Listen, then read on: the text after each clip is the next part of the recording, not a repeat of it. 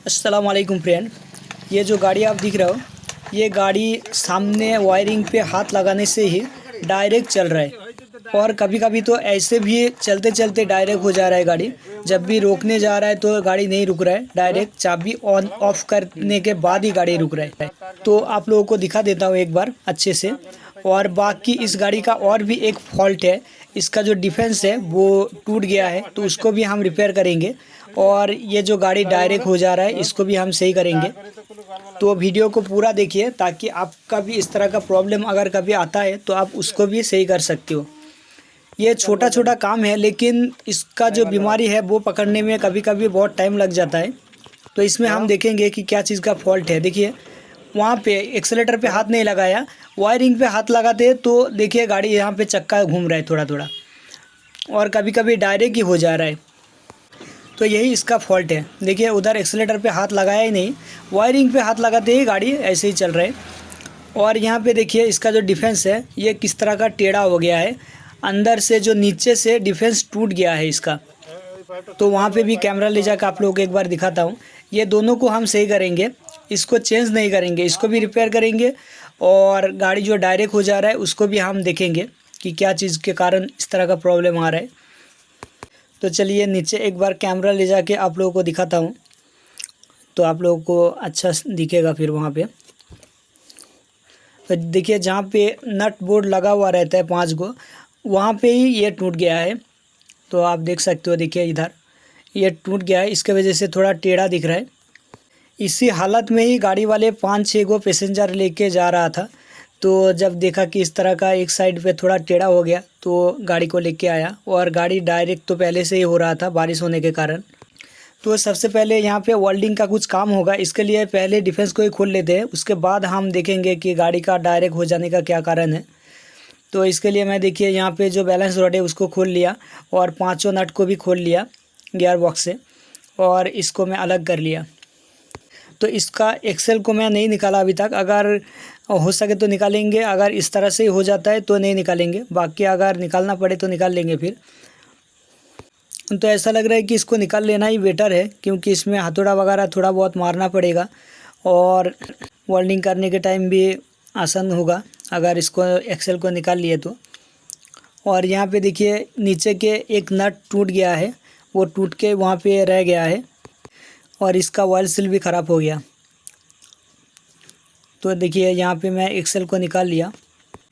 अब इसको थोड़ा ठोक के इसको सही करना है पहले, उसके बाद इसमें वेल्डिंग चढ़ाना है। देखिए किस तरह से टेढ़ा हो गया है ये। तो अभी वेल्डिंग थोड़ी देर बाद होगा, क्योंकि अभी जो हमारा बिजली है वो चला गया बारिश के कारण। इधर कल बारिश हुआ था, इसके वजह से लाइट नहीं आया अभी तक। जब लाइट आएगा उस टाइम ही उसको वेल्डिंग करेंगे, वो भी वीडियो में दिखा देंगे आप लोगों को कि किस तरह से हम वेल्डिंग किए उसको।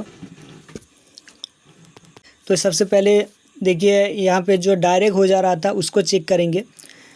तो सबसे पहले हम इसी प्लग से स्टार्ट करते हैं, देखते हैं कि यहाँ पे कुछ फॉल्ट है क्या। तो यहाँ पे तो वोल्टेज सब कुछ बराबर दिखा रहा है हर टाइम। तो देखते हैं कि प्लग में कुछ गड़बड़ी है क्या। यहाँ पे थोड़ा पेट्रोल डाल के थोड़ा वॉश कर लेता हूँ, सबसे पहले यही करते हैं। अगर कभी इस तरह का डायरेक्ट का प्रॉब्लम आता है तो हर एक प्लग को एक्सेलेटर का अच्छे से पेट्रोल डाल के थोड़ा हवा मारते हैं इसमें, ताकि ये अच्छे से अगर पानी वगैरह रहे गिल्ला टाइप का तो वो सूख जाए इसके वजह से। फिर भी इस तरह का प्रॉब्लम अगर सही नहीं होता है तो दूसरा चीज़ को देखते हैं फिर।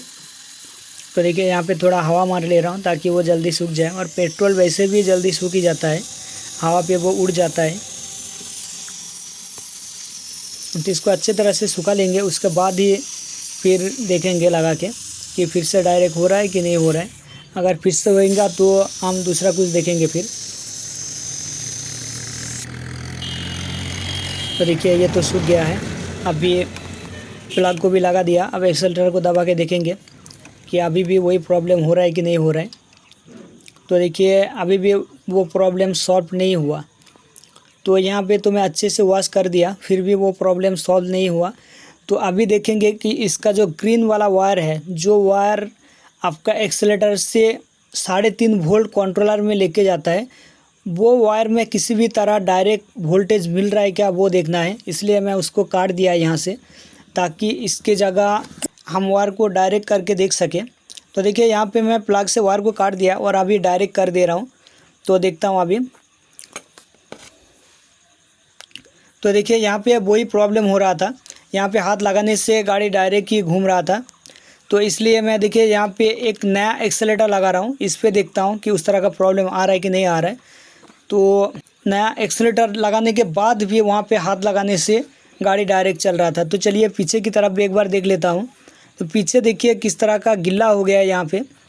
तो इसको मैं पहले सेपरेट कर लेता हूँ, और उस तरफ जो गिल्ला है उसको सफाई करने के बाद, और इस तरफ भी देखिए थोड़ा सामने की तरफ आपका ग्रीन वाला जो वायर है वो थोड़ा डैमेज दिख रहा है, यहाँ पे कहीं पे लग के चिपक गया थोड़ा। तो हो सकता है इसके कारण भी हो सकता है, कहीं पे अटैच है बॉडी के साथ। तो इस वाले वायर को हम चेंज करके एक दूसरा वायर लगाएंगे डायरेक्ट पीछे से आगे ले जाके, फिर देखेंगे कि इस तरह का प्रॉब्लम सही हुआ कि नहीं हुआ। ये है तो बहुत छोटा प्रॉब्लम, लेकिन इसको ढूंढने में बहुत कुछ चेक करना पड़ता है। ज़रा सा थोड़ा सा कोई भी एक चीज़ के कारण ही इस तरह का प्रॉब्लम होने लगता है। तो यहाँ पे देखिए मैं वायर को चेंज कर दिया, जो ग्रीन वाला वायर है वो उसको काट के एक्सीलेटर से मैं एक नया वायर पीछे से आगे डायरेक्ट लेके आया और एक्सीलेटर में डायरेक्ट जॉइंट कर रहा हूँ अभी मैं। तो अभी भी देखते हैं कि सही हो रहा है कि नहीं हो रहा है। अगर फिर से होगा तो दूसरा कुछ देखेंगे। ग्रीन वाले वायर जिस तरह से डैमेज था, लगता तो है कि सही हो जाएगा। अब देखता हूँ कि सही होता है कि नहीं होता है। तो चलिए टेप मार लेता हूँ थोड़ा पहले, और उधर डिफेंस हमारा पड़ा हुआ है उसको भी हम सही करेंगे। अभी लाइट आ गया तो इसको रिपेयर सही करने के बाद ही हम डिफेंस को भी सही करेंगे। तो यहाँ पे देखिए मैं लगा लिया। अब पीछे भी कनेक्शन कर लेता हूँ इसका।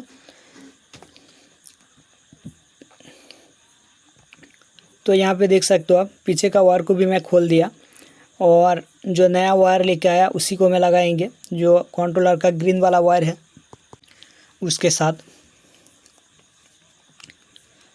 और इस वायर को डायरेक्ट सेपरेट करके रखेंगे, किसी के साथ अटैच नहीं करेंगे, क्योंकि ये ग्रीन वाला वायर में किसी भी कारण थोड़ा सा भी अगर वोल्टेज मिलता होगा तो गाड़ी डायरेक्ट चलने का चांस रहता है। इसलिए इसको अलग कर देंगे बाकी वायर से। तो इसको भी टेप मार लेंगे। फिर मारने के बाद देखिए इसको एकदम सेपरेट जगह पे रख दिया अभी, और फिर देखेंगे कि सही हो रहा है कि नहीं हो रहा है। यहाँ पे देखिए एकदम एक साइड पे लगा दिया इसको, और बाकी वायर दूसरी जगह है। अब देख लेते हैं एक बार। अब एक्सेलेटर दबाने से गाड़ी तो घूम रहा है, ठीक है, और छोड़ने पे बंद भी हो रहा है। तो देखता हूँ एक बार। तो देखिए ऐसा लगता है कि अभी तो चल नहीं रहा है। मारो। तो देखिए अभी एक्सेलेटर को दबा रहे हैं तो आराम से घूम रहा है, और एक्सेलेटर छोड़ देने से ही बंद हो जा रहा है। हालांकि यहाँ पे देखिए एक्सेल खुला हुआ है इसके वजह से। तो देखिए हमने इतने देर तक जो मेहनत की है वो कुछ काम नहीं आया, क्योंकि यहाँ पे फॉल्ट कुछ और था। नया एक वायर लगाने के बाद भी गाड़ी डायरेक्ट ही चल रहा था। तो यहाँ पे देखिए मैं ये प्लग को जब काट दिया, डायरेक्ट प्लग को काट के तीनों वायर को डायरेक्ट कर दिया, उस टाइम ये वाला प्रॉब्लम ख़त्म हो गया। इसीलिए मैं बोल रहा था कि थोड़ा सा चीज़ के कारण इस तरह का प्रॉब्लम होता है, लेकिन उसको ढूंढने में टाइम लग जाता है। यहाँ पे मैं जो ग्रीन वाला वायर चिपका हुआ था, डैमेज था, उस वायर को तो चेंज कर ही दिया। देखिए यहाँ पे नया वाला वायर लगाया, फिर भी नहीं हुआ था। जब भी प्लग को, सामने वाला प्लग को काट के उसको डायरेक्ट कर दिया तो ये प्रॉब्लम सॉल्व हो गया। और प्लग काट के आप लोगों को हाथ में दिखाया मैं, वो डायरेक्ट कर दिया था, और जॉइंट भी किया हुआ था डायरेक्ट। उसको लास्ट में आप लोगों को और एक बार दिखाएंगे, गाड़ी फिटिंग के बाद चला के भी दिखाएंगे, और वहाँ पे हाथ लगा के भी एक बार दिखाएंगे। तो चलिए यहाँ पे जो हमारा डैमेज वाला डिफेंस था उसको सही करते हैं पहले। तो देखिए इसको ठोक के थोड़ा पहले सही कर लिए। अब देखिए ऐसा लग रहा है कि यहाँ पे कोई बोले तो टूटा फूटा नहीं है। अब इसमें वेल्डिंग करना है। उससे पहले यहाँ पे जो कीचड़ भरा हुआ है उसको थोड़ा सफाई कर लेना है, ग्राइंडर से इसको थोड़ा सफाई कर लेता है। उसके बाद यहाँ पे वेल्डिंग करेंगे। तो देखिए यहाँ पे तो सफाई हो गया, अब इसको वेल्डिंग करेंगे। तो यहाँ पे आप देख सकते हो नट बोल्ट है 5 गो। तो 5 गो नट बोल्ट के बीच बीच में हमको एंगल काट के लगाना है, यहाँ पे एंगल काट के लगाना है। इससे पहले जहाँ पे टूटा हुआ था पूरे चारों ओर हम पहले वेल्डिंग कर लेंगे। वेल्डिंग करने के बाद फिर एंगल काट के वहाँ पे लगाएंगे 5 गो, ताकि ये कभी भी टूटे नहीं। और इस तरह का मैं और एक बार इससे पहले वीडियो में दिखाया था, तो मैं कहा था कि अगर इसका डिफेंस दूसरा जगह टूट भी जाएगा तभी भी जहाँ पे वेल्डिंग किया हुआ है वहाँ पे कुछ नहीं होगा। तो ये भी उसी तरह से ही करेंगे इसको भी। तो देखिए यहाँ पे जो हमारा इस तरह का पत्ती है टेढ़ा करके यहाँ पे सोच रहे थे कि लगाएंगे, लेकिन यहाँ पे पत्ती लगाएंगे तो थोड़ा बैंड नहीं होता है, उतना अच्छे से बैंड नहीं होगा, इसके वजह से एंगल ही लगाएंगे यहाँ पे। तो देखिए एंगल अच्छे से बैंड होके रहता है वो, इसलिए लगाना भी थोड़ा आसान होगा। तो देखिए यहाँ पे एंगल को वेल्डिंग कर लिया। अब देखिए यहाँ पे कोई भी बोले तो आपको दिखेगा नहीं कि टेढ़ा वगैरह, और ये थोड़ा इस तरह का दिख रहा है। यहाँ पे वेल्डिंग सब लगा हुआ है, इसके वजह से जब इसको उठा देंगे तो ये अच्छा दिखेगा। और यहाँ पे एक नट जो है उसको भी खोल लेंगे, इसके जगह नया नट लगाएंगे। ये नट टूट गया था तो इसका जगह हम नया नट लगाएंगे। और यहाँ पे एक चीज़ आप देख सकते हो, इस ऑयल सील का जब निकाला तो अंदर एक 6004 बियरिंग लगा हुआ रहता है, ठीक है। तो वो वाला बियरिंग इस जगह नहीं है। तो हो सकता है कि ये गाड़ी पहले जहाँ पे रिपेयर हुआ था बियरिंग टूटने के बाद वो लगाया नहीं, ऐसा हो सकता है। तो उस जगह आप लोगों को दिख रहा होगा कि ये बियरिंग है ही नहीं वहाँ पे।